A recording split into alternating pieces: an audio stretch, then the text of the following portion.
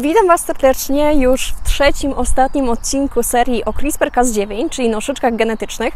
Znajdujemy się teraz na Tempelhofie w Berlinie, czyli takim starym lotnisku, które zostało zamknięte, a teraz to jest taka przestrzeń rekreacyjna, dlatego za mną zobaczycie mnóstwo ludzi trenujących, biegających, spacerujących i tak dalej.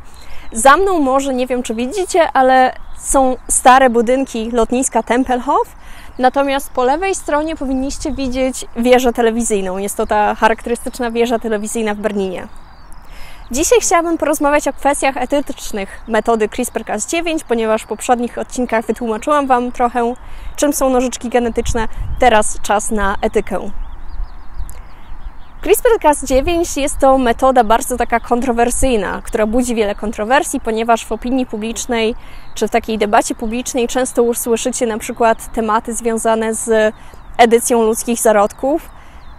Też na przykład pojawiają się tematy programowania dzieci, które teraz jest bardzo abstrakcyjne, ale mimo wszystko pojawiają się takie tematy. Z drugiej strony mamy też na przykład edycję roślin. Ten temat już budzi dużo mniej emocji u ludzi. Z innej strony mamy też na przykład terapie genowe, które będą możliwe najprawdopodobniej dzięki metodzie CRISPR-Cas9 i wtedy takie terapie genowe rodzą wielkie nadzieje. Dlatego dzisiaj chciałabym Wam trochę opowiedzieć o tym, co jest możliwe już i co też jest legalne w Unii Europejskiej. CRISPR-Cas9 jest to metoda edycji genów. Co jest istotne, nie jest to jedyna istniejąca metoda do edycji genów. Istnieją już inne metody, jednak CRISPR-Cas9 jest bardzo precyzyjną metodą, dlatego jest ona taka ważna. Ponieważ jest to metoda edycji genów, to wiadomo, że ma ona swoich zwolenników i przeciwników. Wiedziały o tym również twórczynie czy laureatki Nobla, które otrzymały nagrodę właśnie za wymyślenie tej metody, czyli Emmanuelle Charpentier i Jennifer Doudna. Nawet w swojej publikacji w 2014 roku napisały coś takiego. Era prostej edycji genomu rodzi pytania natury etycznej, które będą musiały być zaadresowane przez naukowców i całe społeczeństwo. Jak możemy używać tego potężnego narzędzia w taki sposób, aby zapewnić maksymalne korzyści i jednocześnie minimalizując ryzyko? Konieczne będzie, aby osoby nie będące naukowcami rozumiały podstawy tej technologii na tyle dobrze, aby umożliwić racjonalną debatę publiczną. Organy nadzorujące będą również musiały zastanowić się, jak najlepiej wspierać odpowiedzialne użycie technologii CRISPR-Cas9 bez powstrzymywania odpowiednich badań i rozwoju. W zeszłym roku miałam wielką przyjemność wzięcia udziału w konferencji, na której występowała Emmanuelle Charpentier. Było to świeżo po przyznaniu Nagrody Nobla, chyba tydzień lub 2 tygodnie po. Więc zamiast takiego typowego naukowego wykładu Emmanuelle Charpentier zdecydowała się poprowadzić taką sesję pytań i odpowiedzi. Było tam dużo studentów i pamiętam, że jedna osoba zapytała się, w jaki sposób powinniśmy komunikować swoje badania do osób, które nie zajmują się zawodowo nauką.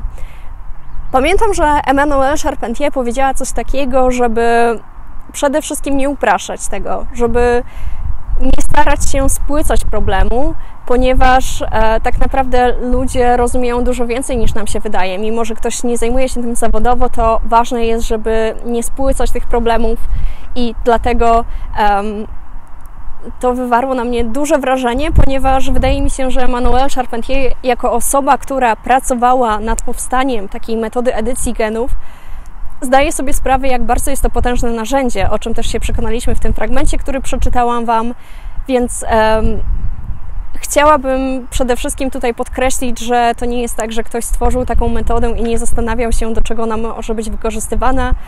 Twórcy metody CRISPR-Cas9 świetnie zdają sobie sprawę z tego, jak wielkie nadzieje mogą się wiązać z tą metodą, ale równocześnie jak wielkie zagrożenia mogą z tego wynikać. Może teraz zastanawiacie się, jakie jest zdanie o CRISPR-Cas9 wśród naukowców i teraz chciałabym trochę o tym opowiedzieć. Jeśli w poprzednich ujęciach nie widzieliście wieży telewizyjnej, to teraz powinniście ją widzieć tam po lewej stronie. Wracając do tematu CRISPR-Cas9. Otóż CRISPR-Cas9 ma dwie strony medalu. Z jednej strony mamy wielkie nadzieje, z drugiej strony zagrożenia. I osoby, które zajmują się zawodowo takimi tematami jak edycja genów, zdają sobie z tego świetnie sprawę, dlatego większość osób jest raczej za metodami edycji genów, ale tylko do pewnego stopnia. Jeśli chodzi o CRISPR-Cas9, to ta metoda jest głównie używana w laboratoriach, czyli na przykład jeśli chcemy zbadać efekty jakiejś mutacji na funkcjonowanie organizmu czy komórek, to wtedy możemy właśnie użyć takiej metody, więc często CRISPR-Cas9, mimo że brzmi jako coś takiego super abstrakcyjnego i tak dalej, to w rzeczywistości jest po prostu jedną z metod takich laboratoryjnych, które używa się w eksperymentach i jest bardzo pomocna. Dlatego takie tematy jak na przykład terapie genowe, czy edycja ludzkich zarodków, czy może raczej programowanie dzieci jest taka dosyć abstrakcyjna. Ale już właśnie o tym też chciałam powiedzieć, że brzmi to abstrakcyjnie, ale tak naprawdę już coś takiego się stało. Otóż w 2018 roku, pod koniec 2018 roku, chiński naukowiec ogłosił, że urodziła się 2 dzieci, która powstała na skutek użycia metody CRISPR-Cas9, czyli są to dzieci, które są wynikiem eksperymentu w laboratorium. Otóż co się stało w 2018 roku? Chiński naukowiec modyfikował zarodki ludzkie metodą CRISPR-Cas9 i na skutek tego urodziła się 2, potem okazało się, że 3 dzieci zmodyfikowanych genetycznie. Był to eksperyment całkowicie nielegalny, który zszokował całe środowisko naukowe na świecie. W tych dzieciach, które się urodziły, jakby zamysł tego naukowca był taki, żeby te zarodki ludzkie były odporne na wirusa HIV. Czyli za pomocą metody CRISPR-Cas9 wyłączył w nich gen CCR5. Jest to gen, który koduje białko, które umożliwia wirusowi HIV wnikanie do komórek układu odpornościowego. A więc jeśli wyłączymy taki gen, to nie powstanie białko i CCR5 i dzięki temu wirus HIV nie będzie wnikał do komórek układu odpornościowego.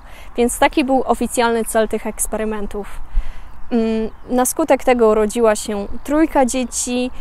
O tym opinia publiczna dowiedziała się dopiero pod koniec 2018 roku. W opisie tego odcinka wrzucam Wam też link do filmu nagranego podczas konferencji, na której występuje ten naukowiec i z którym była prowadzona publiczna dyskusja na temat jego badań. Zobaczycie, że naukowcy byli zszokowani i bardzo mocno skrytykowali to, co ten naukowiec zrobił. I jakie były zarzuty wobec tych badań? Po pierwsze, ten eksperyment był zupełnie nielegalny. Po drugie, te badania były nietransparentne, nikt na świecie nie wiedział, że one w ogóle się odbywają. Po trzecie, takie badania czy taki eksperyment jest w ogóle niepotrzebny, ponieważ na świecie istnieją już metody walczenia czy zwalczania wirusa HIV, więc nie ma w ogóle potrzeby, żeby modyfikować zarodki ludzkie, żeby one były odporne na tego wirusa.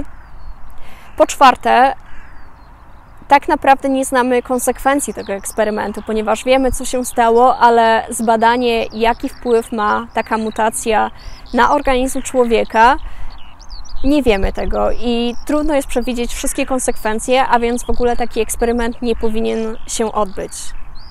Jakie zostały wysunięte konsekwencje? Otóż ten naukowiec został zwolniony z pracy, nałożony został na niego zakaz pracy z układem rozrodczym człowieka. Ten naukowiec też nie może występować o granty naukowe z Ministerstwa Nauki w Chinach. Też trafił on na 3 lata do więzienia, została na niego nałożona kara finansowa $430,000. Byli też jego współpracownicy, oni też zostali ukarani, też trafili do więzienia i też na nich zostały nałożone kary finansowe, jednak nieco mniejsze. Więc jak widzimy, konsekwencje zostały wysunięte, natomiast już jakby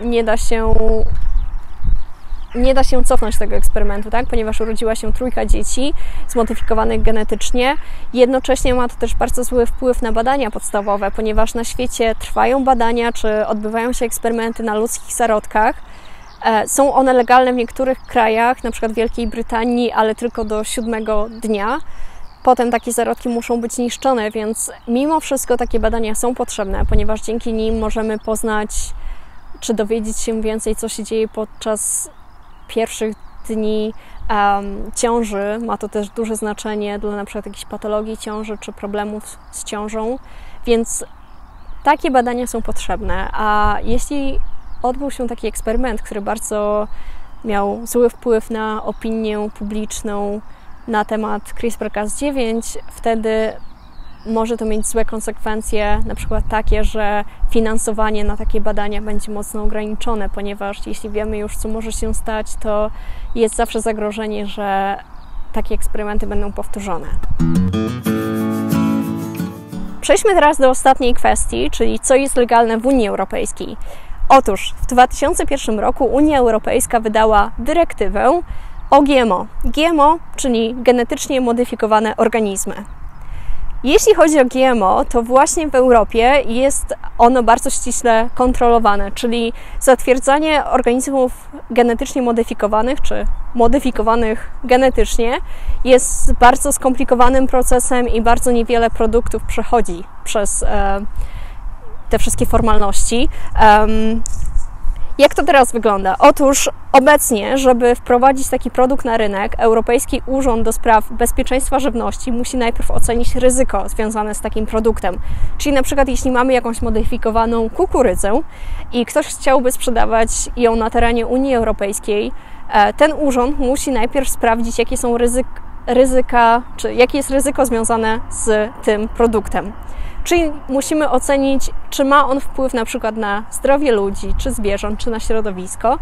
Dopiero jeśli przejdzie ono pozytywnie ten test, czy ocenę ryzyka, wtedy też kraje Unii Europejskiej, czy kraje członkowskie Unii Europejskiej muszą zatwierdzić taki produkt, czyli muszą wydać swoją opinię i dopiero potem taki produkt może być wprowadzony na rynek.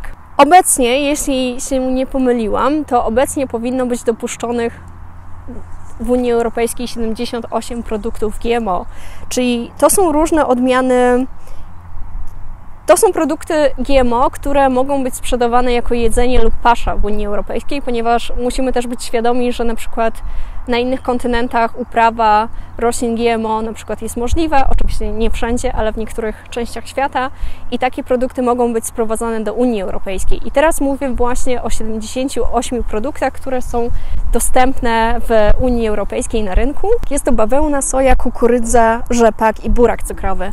Natomiast jeśli chodzi o uprawę takich roślin GMO, to kraje członkowskie mogą zdecydować same, że na przykład nie zgadzają się na uprawę takich roślin u nich na terenie kraju. Na przykład Polska jest krajem wolnym od upraw GMO. Natomiast jeśli chodzi o badania laboratoryjne, w laboratoriach można używać organizmów GMO. Oczywiście wtedy takie badania muszą być zatwierdzone.